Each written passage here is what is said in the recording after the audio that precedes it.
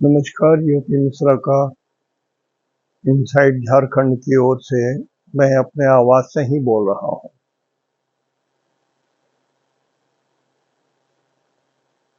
आज मैं केतु से प्रारंभ करना चाहता हूँ। राहु के बारे में बहुत लिखा गया है, केतु के बारे में थोड़ा कम है।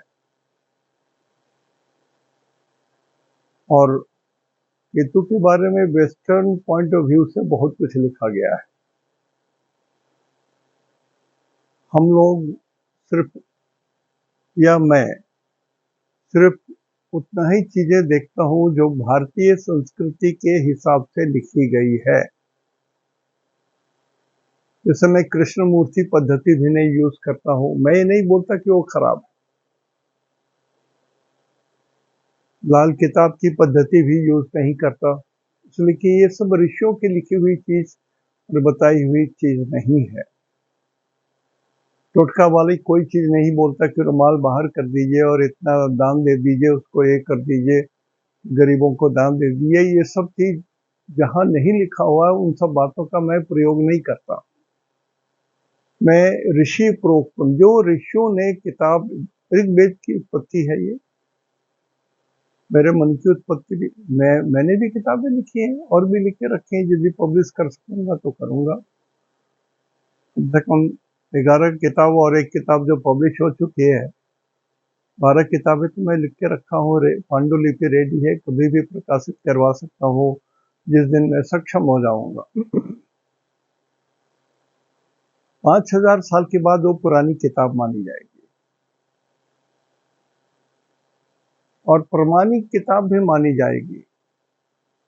But my book cannot replace Rigveda, my book cannot replace जो बराहमीर और आर्यभट्ट और इतने बड़े बड़े ऋषियों ने जो लिखा है उसको रिप्लेस नहीं कर सकती। मेरा ज्ञान उन ऋषियों के सामने इतना छोटा सा है, बिल्कुल ठिगना छोटा सा है। जो लोग नहीं पढ़ते हैं उनके लिए लगता है कि मैं बहुत जानता हूँ। आपको लगता हो मिश्रा जी बहुत जानते हैं। नहीं सर, आप खुद स्टडी कीजिए ना। बहुत सारा बुक्स है एस्ट्रोलॉजी में, इंग्लिश में, हिंदी में, बहुत सारे बुक्स हैं, बंगला में। आप पढ़िए ना, गंभीर पुस्तकें पढ़िए और ऋषियों का लिखा हुआ पुस्तक पढ़िए। कुछ नहीं होता है तो बहुत पुराने राइटर्स का पढ़िए, उसमें कुछ दम है, कुछ मिलेगा आपको। कारण आजकल हम लोग ईश्वर को फैशन के हिसाब से पूजते हैं। पहले जो लोग थे वो ईश्वर को अपने अंतरात्मा से पूजते थे। तो उन लोगों ने जो लिखा है, चाहे वो ईश्वरवाद या अनिश्वरवाद या जड़ चेतन या ब्रह्म और माया, जिस ढंग से भी लिखा हो, लेकिन सबको ज्ञान था। तो मैंने सोचा कि केतु से शुरू करूं आज। जो भी कुछ हो सकेगा, कुछ मैं इसमें ऐड करूंगा, जो मैं कर सकता हूँ तो वो चीज मैं ऐड करूंगा। फिलहाल तो मैं ये बता रहा हूँ कि केतु है क्या। तो सूरज भगवान है। सूरज भगवान के ये चारों ओर ऐसे गोल करके ये पृथ्वी चल रही है, घूम रही है। इस सूरज भगवान के चारों ओर ये पृथ्वी घूम रही है और इस पृथ्वी के चारों ओर चंद्रमा, चंद्रमा घूम रही है ऐसे। तो दो सर्किल बनते हैं, एक ये चंद्रमा के घूमने से एक सर्किल बना और पृथ्वी के घूमने से एक सर्किल बना। लेकिन आकाश में ये सर्किल कहीं नहीं दिखाई देगा। गोल चक्कर घूम रहा है लेकिन कहीं दिखाई नहीं देगा। जैसे कोल्हू के बैल धान के ऊपर घूमते हैं तो कोई रेखा तो नहीं बनती है, लेकिन वो गोल गोल घूमते हैं। ठीक उसी तरह से सूरज के चारों ओर पृथ्वी घूम रहे हैं, एक लाइन है गोलाकार। इसी के चारों तरफ एक चंद्रमा, ये भी घूम रहे हैं। तो ये एक बड़ा सर्किल, और चंद्रमा के द्वारा जो सर्किल बनता है दो जगह कटते हैं, एक यहाँ पर कटते हैं ऊपर में, और ठीक 180 डिग्री नीचे यहाँ नीचे में कटते हैं। तो ऊपर वाला जो कटा उसको राहु बोलते हैं हम लोग,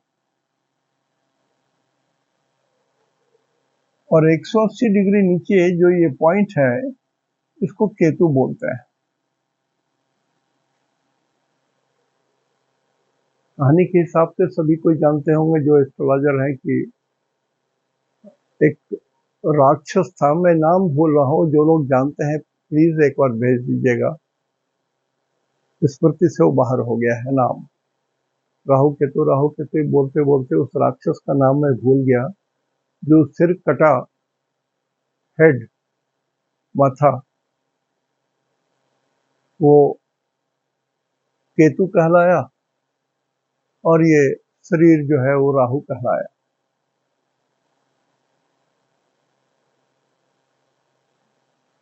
तो ये लोग दोनों इमेजिनरी, काल्पनिक हैं ये।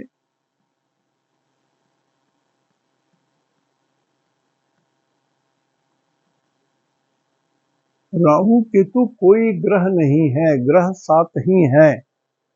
राहु केतु उसमें 8-9 ग्रह हो गए, लेकिन ग्रह तो 7 ही हैं। राहु केतु को आकाश में करोड़ों वर्ष खोजते रह जाइए, आपको नहीं मिलेगा, है ही नहीं, पिंड तो देखिएगा क्या। लेकिन ऋषियों का ज्ञान देखिए, क्या अद्भुत ज्ञान।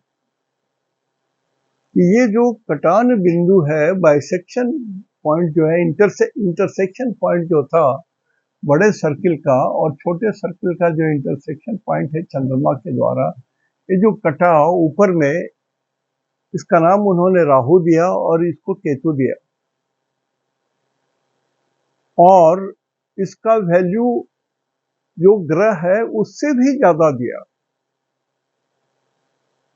सोचिए कितने इंटेलिजेंट और कितना ऑब्जर्व करते होंगे ये लोग, कि जो प्लेनेट नहीं है उसको इन्होंने प्लेनेट बनाया, और प्लेनेट से भी अधिक वैल्यू दे दिया, बहुत कीमती वैल्यू दिया, बहुत कीमती। तो राहु केतु को समझे बिना समझना मुश्किल है। कहा गया है ना, कुजबत केतु, मंगल के समान केतु, और शनिवत राहु, शनि के समान राहु। तो इसके बारे में डिटेल में बताऊंगा, लेकिन पहले तो ये समझ लीजिए कि राहु है क्या। कोई ग्रह नहीं है, कोई पिंड नहीं है, कुछ एग्जिस्टेंस फिजिकली नहीं है, कोई मटेरियल चीज नहीं है जो हाथ में ले सकते हैं, छू सकते हैं, देख सकते हैं। उसी तरह से केतु भी कोई पिंड नहीं है, कोई चीज नहीं है, न छू सकते हैं न देख सकते हैं। ये इमेजिनरी पॉइंट है, दो सर्किल जहां पर कटते हैं, इमेजिनरी पॉइंट है ये। एक सर्किल ऐसे, दूसरा सर्किल पृथ्वी के चारों ओर घूमने से, ये दो पॉइंट जो बना हुआ है, ये राहु और ये केतु। तो जो ये ऋषियों ने देखा कि ये जो कटान बिंदु है, और ये जो कटान बिंदु है, इसका नेचर कुछ और है, इस कटान बिंदु का नेचर कुछ और है। ऋषियों ने इसके गुण दोष के बारे में शास्त्रों में लिखा, सभी ऋषियों ने लिखा, और उसी तरह से केतु के भी बारे में बहुत कुछ लिखा। एक चीज देखिए, भगवान विष्णु का जो वाहन है, भगवान जो चलते हैं विष्णु, वो गरुड़ के ऊपर में बैठ करके चलते हैं भगवान। माता लक्ष्मी के साथ भी चलते हैं तो गरुड़ पर चलते हैं। गणेश भगवान चूहा पर चलते हैं। शंकर भगवान का वाहन नंदी बैल है। राहु का वाहन कौआ है, क्रो, CROW, क्रो, कौआ। और केतु का वाहन जो है वो गिद्ध है।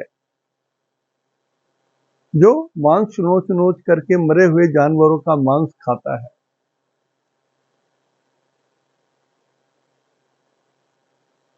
राहु का जो वाहन है वो विष्ठा खाता है। कौवा बिल्कुल गंदी चीजें भी खा लेता है, मरी हुई चीजें भी खा लेता है।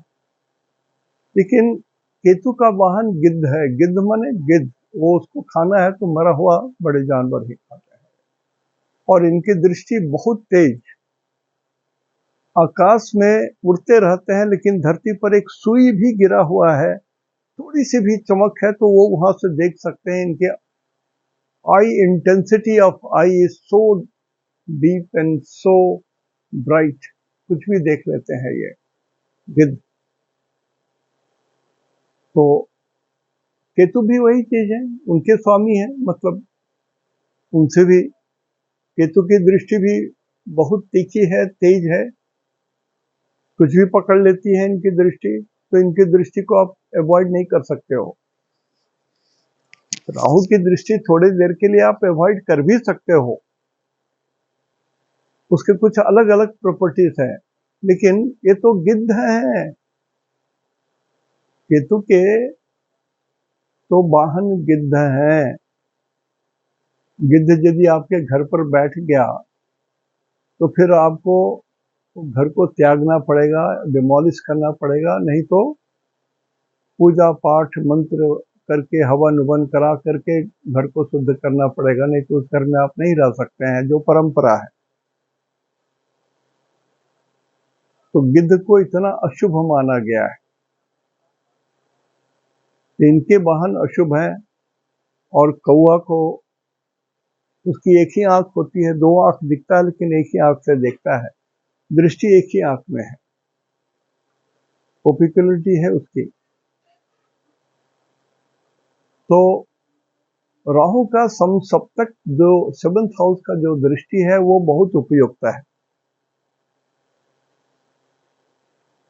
2, 5, 7, 9 जो गुरु की दृष्टि है वो भी राहु की दृष्टि और केतु की दृष्टि के समान होती है।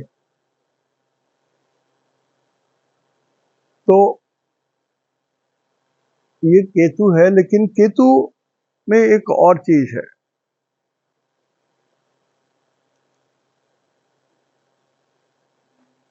केतु, समझ लीजिए कि मैं केतु हूं थोड़ी देर के लिए, तो मेरे सर के ऊपर में एक सांप है। ऐसे मेरा सर यहाँ पर एक खत्म हो रहा है ना, ठीक यहीं पर से समझिए एक सांप है ऐसे फूड लेकर के। तो केतु को सांप भी बोलते हैं। मतलब जो लोग सांप पकड़ने वाले लोग हैं वो केतु इंडिकेट कर सकते हैं। जो मंत्र विद्या सिद्ध कर सकते हैं सांप का, वो उनके कुंडली में केतु प्रधान है। शिक्षा के घर में 2nd हाउस में या 4th हाउस में या 5th हाउस में केतु हो, तभी मंत्र सिद्धि वो सर्प का कर सकता है इफेक्टिव।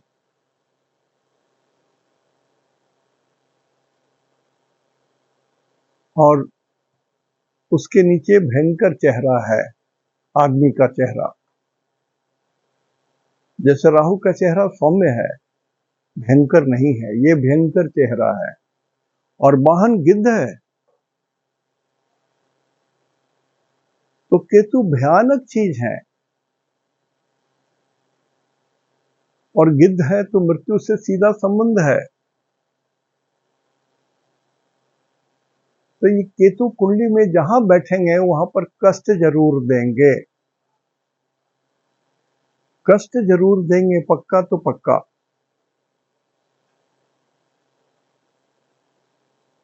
इतना जरूर समझ लीजिए आप। मैं यहाँ पर केतु किस घर में रहेंगे, क्या होगा, ये इसका रिजल्ट मोटा मोटी मैं बता रहा हूं, लेकिन इतना समझ लीजिए कि सूरज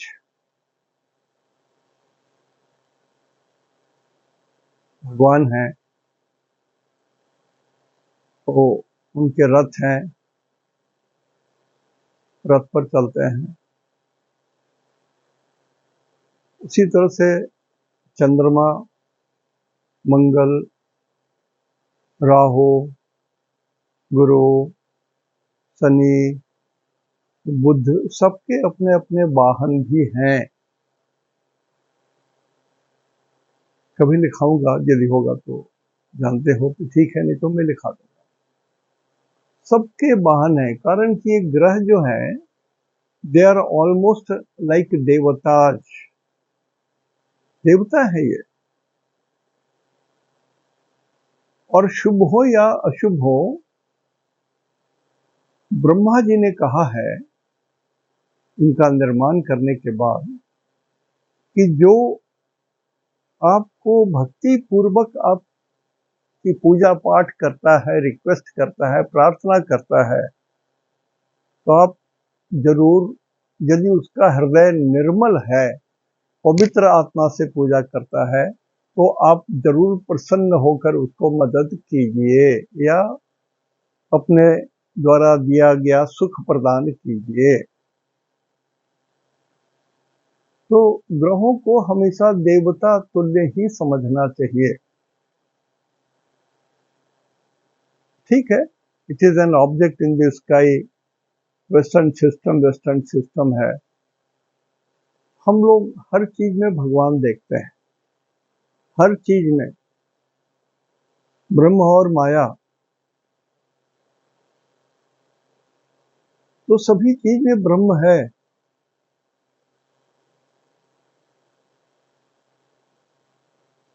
द्वैतवाद और अद्वैतवाद है। अद्वैतवाद मैंने हर चीज में ब्रह्म है, ब्रह्म ही ब्रह्म है, ब्रह्म छोड़ करके कुछ नहीं है, गॉड छोड़ के कुछ नहीं है इस सृष्टि में। और द्वैतवाद है ब्रह्म और माया। माया एक अलग चीज है। माया एक सेंटिमेंट के अंदर आ जाता है।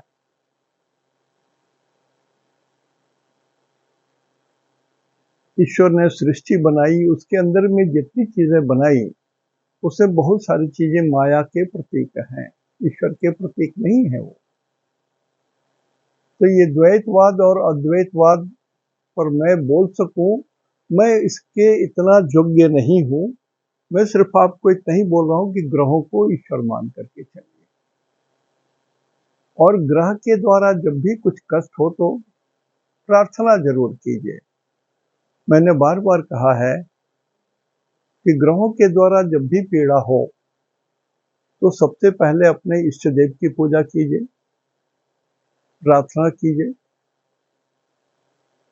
इसके बाद अपने कुल देवता या कुल देवी की पूजा कीजिए या प्रार्थना कीजिए, और फिर नवग्रह का पाठ कीजिए। कायदे से तो कम से कम 9 बार पढ़ना चाहिए। 27 नक्षत्र है तो 27 बार पढ़ना चाहिए। 9 ग्रह है तो 9 बार, 27 नक्षत्र है तो 27 बार, और 108 चरण है तो एक माला, 108 माला। तो ये पीड़ा को दूर करने का एक बड़ा सरल तरीका है। बहुत ज्यादा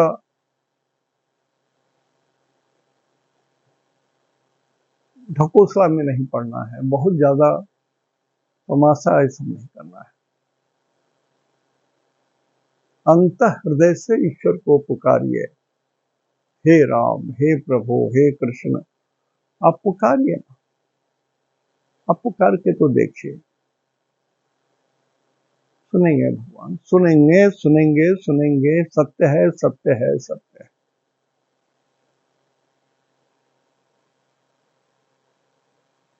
तो ऋषियों ने इनको सिर्फ प्लैनेट ही नहीं बनाया, लेकिन इनका फंक्शन मोर देन ए प्लैनेट,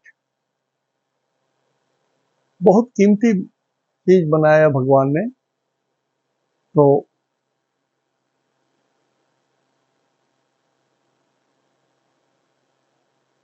मैं इसको मिटा दूं।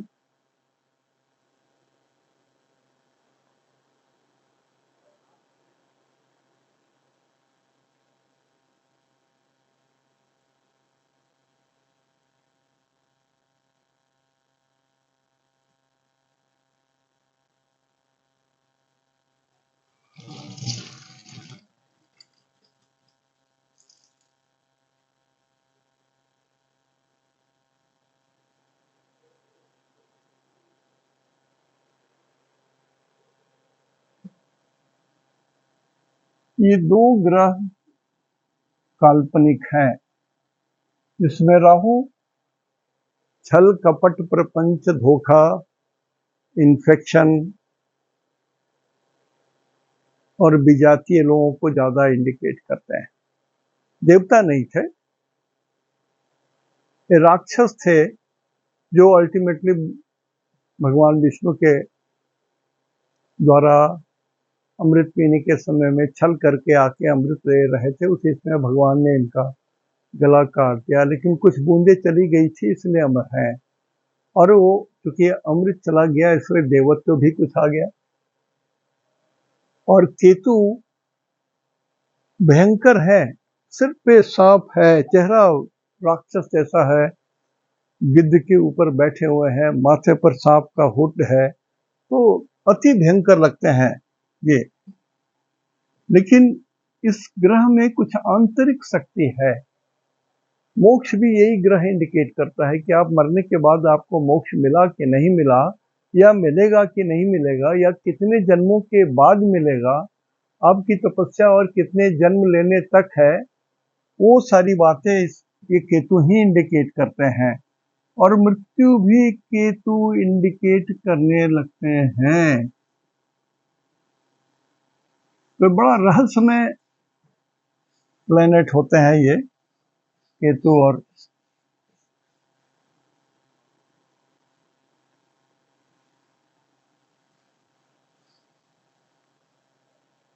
केतु क्या क्या रोग ले सकते हैं वो मैं दूसरे एपिसोड में बताऊंगा, लेकिन इसमें अभी मोटा मोटी बता रहा हूं कि किसी के केतु किसी के लग्न में है, एक नंबर में है,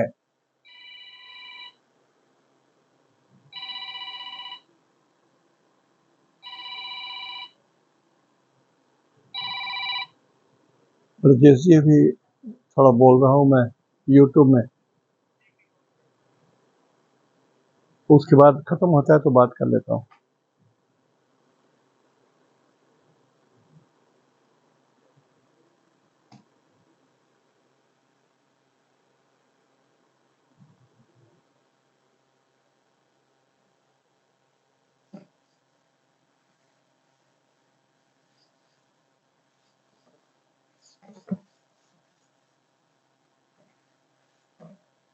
मैं एकदम सिंप्लीफाइड शब्द में बोल रहा हूं कि केतु को कांटी समझ लीजिए। दीवार में कांटी ठोकते हैं ना, वही केतु है। वो जहां बैठेगा वहां वो गड़ेगा, आपको छेद करेगा। जैसे मान लिया लगन में है, केतु आपके लग्न में है तो वो रोग देगा, ये प्रधान चीज हुआ। एक मेन बात ये हुई। अब क्या है, लग्न माने ये पोर्शन हेड, कहां से, आईब्रो से ऊपर कपाल। तो हो सकता है आपका हेड थोड़ा बड़ा हो और कपाल भी थोड़ा बड़ा हो, और कांटी करने का कोई दाग होना चाहिए आपके कपाल में, ये भी संभव है। तो लग्न में रहेंगे तो रोग देंगे। सेकंड हाउस में ये हानि करते हैं, सेकंड हाउस में रहेंगे तो ये हानि करते हैं। सेकंड हाउस के जितने फंक्शन है, सेकंड हाउस का क्या मतलब है, परिवार, कुटुंब, धन, स्कूली शिक्षा, प्रारंभिक शिक्षा। केतु है तो प्रारंभिक शिक्षा होने में दिक्कत होगी, आपको ट्यूशन लगाना चाहिए, बहला के फुसला के उसको पढ़ाना है आपको, नहीं तो पढ़ाने में दिक्कत आएगी। उसकी बोली थोड़ी गड़ने वाली होगी। बचपन से संस्कार दीजिए। ये इसलिए बोल रहा हूं कि क्या मीनिंग है वो है, लेकिन हर चीज में एक ही बात नहीं बोली जा सकती है। मान लिया लग्न में मेष है, आपका मेष लग्न है, वहां केतु भी है और वो आपका लग्न भी है, तो एक अर्थ होगा। यदि लग्न में 2 नंबर है और केतु भी है तो वहां पर अर्थ दूसरा होगा। लग्न में 3 नंबर है और वहां केतु है तो कुछ और अर्थ होगा। इतना एस्ट्रोलॉजी बेसिक आप लोग जानते हैं सब कोई। राशि अब मेष है तो कुंडली हुआ, मेष है तो घर के अंदर में, शरीर के अंदर में गर्मी है, बहुत गर्म स्वभाव का होगा लड़का। वृषभ है तो आंख को बोलते हैं, दांत वगैरह उसमें आ जाएंगे, वहां कुछ परेशानी हो सकती है। मिथुन है तो कंठ में सांस लेने में दिक्कत होगी, श्वास का रोग उसको जरूर होगा। 3 नंबर में यदि मिथुन हो और केतु हो तो जरूर होगा, और ये बाद में बड़े संकट के रूप में आ जाएगा। यदि वहां 4 नंबर है तो छाती में भी कष्ट हो सकता है। तो लगन के हिसाब से आप देखिए किस राशि में है वो देख लीजिए, उसके हिसाब से किस नक्षत्र में है वो देख लीजिए। तो बहुत कुछ बता चुका हूं, नक्षत्र के अनुसार से क्लासिफिकेशन कर लीजिए, राशि के हिसाब से क्लासिफिकेशन कर लीजिए, नक्षत्र का देखिए, जो नवांश देखना सीख गए होंगे तो नवांश भी देख लीजिए। तो सेकंड हाउस में हानि करते हैं बहुत ज्यादा, बोली के जरिए हानि हो, मुकदमा हो सकता है, झंझट हो सकता है, केस चल सकता है आपके बोली के कारण। तो बोली को संभालिए, आपके बॉस आपसे नाराज हो सकते हैं, आपके पड़ोसी आपसे नाराज हो सकते हैं, बोली संभालिए, नहीं तो आप झंझट में रहेंगे। थर्ड हाउस पापग्रह है, 3, 6, 11 में शुभ होंगे। तो थर्ड हाउस में ये सुख देते हैं, फिर वो नंबर के हिसाब से कैसा सुख होगा। छोटे भाई से सुख हो सकता है, लेकिन छोटे भाई से सुख होगा आपको, लेकिन छोटा भाई कष्ट में रहेगा, कारण उसी के ऊपर केतु बैठ गया है। उसी तरह से फोर्थ हाउस में बहुत कुछ है, माता प्रधान तो माता है, जीव तो माता का है उसमें, तो माता के जीवन को भय, जैसे थर्ड हाउस में है केतु तो छोटे भाई के जीवन को भय, चोट, एक्सीडेंट, परेशानी, फोड़ा फंसी, ऑपरेशन, कटना छटना, ये सब चीज जो है, जो प्राण है उसको होगा, और जो प्राण शब्द नहीं है, जो और लाक्षणिक चीजें हैं वो भी मिलेगा। तो फोर्थ हाउस में भय किसको, माता को भय, और भय किससे, सुख से। सुख के लिए भय उत्पन्न होगा, जैसे आपके पास जमीन जायदाद है, ढंग से बंटवारा नहीं हुआ हो, अब उसमें झंझट हो सकता है, तो सुख से भय भी उपजे, और माता में प्राण है तो माता को कष्ट हो जीवन को। पंचम भाव में केतु रहे तो शोक बोलते हैं, पंचम भाव पुत्र का है, मेधा का है, ज्ञान का है। फोर्थ हाउस कॉलेज का है, कॉलेज में भी शिक्षा ठीक ना हो यदि फोर्थ हाउस में केतु है तो। फिफ्थ हाउस में केतु है तो शोक, शब्द है शोक, शास्त्रीय शब्द में बोल रहा हूं, सब शोक है, मतलब किसी के जाने के बाद जो शोक होता है उसको शोक बोलते हैं हम लोग, मोटा मोटी 90% उसको बोलते हैं। तो ये पुत्र के घर में हो तो वहां पर तो तकलीफ दे सकता है ना। पुत्र यदि आपका दीर्घायु रेंज में आता है तो कष्ट तो हो सकता है उसको। तो हर चीज में तुरंत मृत्यु से मत जोड़िए, लेकिन हाँ मृत्यु तुल्य कष्ट तो देंगे, ये सही है। और उनकी अपनी आयु आपको वर्कआउट करनी होगी, उनकी आयु दीर्घायु है, मध्यायु है, अल्पायु है, क्या है। 6th हाउस में रहेंगे तो ये धन लाभ देंगे। 3, 6, 11 में शुभ होते हैं पापक ग्रह, बेसिक रूल यही है। तो छठे घर में यदि केतु रहेंगे तो क्या करेंगे, शत्रु को नष्ट करेंगे, प्राण शत्रु में होगा, शत्रु को नष्ट करेंगे, रोग है रोग को नष्ट करेंगे, आपके परिश्रम में कहीं बाधा आ रही हो, आपके सुख में या इनकम में बाधा आ रही है, तो उसको भी ये नष्ट करेंगे। इसलिए धन लाभ की बात कही गई है 6th हाउस में। 7th हाउस में केतु हो तो एक शब्द आता है, एक सेंटेंस है, द्विभार्या योग। 7th हाउस में यदि केतु हो और द्वि स्वभाव राशि हो 3, 6, 9, 12, ये भी 2 को इंडिकेट करता है। केतु आने से द्विभार्या योग बनाता है। तो फिर तो कुंडली मिलाने में बहुत सावधानी की जरूरत होगी आपको और सूक्ष्म ज्ञान की जरूरत होगी। यदि आप नहीं जानते हो तो मोटा मोटी मत बोल दीजिए किसी को।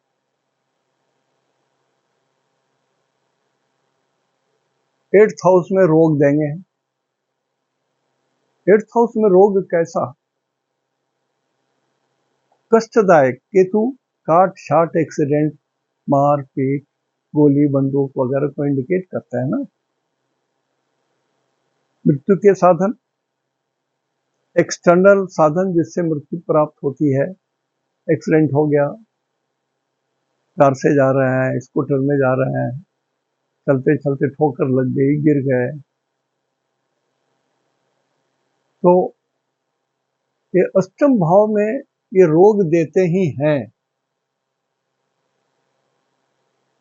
केतु रोग देते हैं। अब यदि 5 नंबर अष्टम भाव पड़ता हो, अष्टम भाव में 5 नंबर है, केतु है, तो आपके हार्ट में ऑपरेशन होगा, ये तय है, इसको पक्का मान लीजिए। और कष्ट भी होगा, जरूरी है। तो अर्ली स्टेज में ही आप यदि ऑपरेशन करा लेते हैं, शुभ दिन में जो नक्षत्र आपका शुभ पड़ता हो, परम मित्र तारा पड़ता हो उस नक्षत्र में, या साधक तारा पड़ता हो उस नक्षत्र में ऑपरेशन कराएं, आपको कोई तकलीफ नहीं होगी। जन्म, संपद, विपद, क्षेमा, प्रत्यारी, साधक, बाधक, मित्र, परम मित्र बता चुका हूं ना सिस्टम। तो जिस दिन आपका परम मित्र हो या साधक तारा हो, मित्र तारा हो, संपत्ति तारा हो, वैसे दिनों में ऑपरेशन कराइए। यदि हार्ट में प्रॉब्लम है तो डेट चूज कीजिए। आप पंडित जी को बोलिए, पंचांग में निकाल के दिखाइए कहां पर है।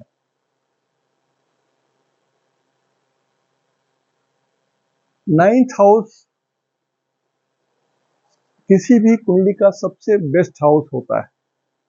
5th हाउस, लग्न एंड 9th हाउस ये त्रिकोण कहलाता है। लग्न की खूबी यह है कि उसमें त्रिकोण भी है और केंद्र भी है। इसलिए कहा गया है कि लग्ने सदा सर्वदा शुभ होते हैं। एक केंद्र भी है और त्रिकोण भी है। छोटा छोटा रूल है लेकिन इसको समझना चाहिए। तो 9th हाउस में केतु हो तो दुष्ट काम करवाते हैं।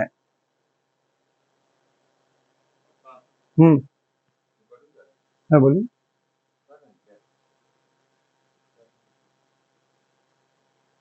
तुरंत खत्म कर। ठीक। तो ये जो 9th हाउस में केतु अच्छा नहीं माना जाता है, और यदि बुरे नक्षत्र में है तो बुरा रिजल्ट देंगे। कठिन राशि में है और कठिन नक्षत्र में है तो बहुत बुरा रिजल्ट देंगे, खास करके आपके भाग्य के लिए और पापा के लिए। 10th हाउस में भी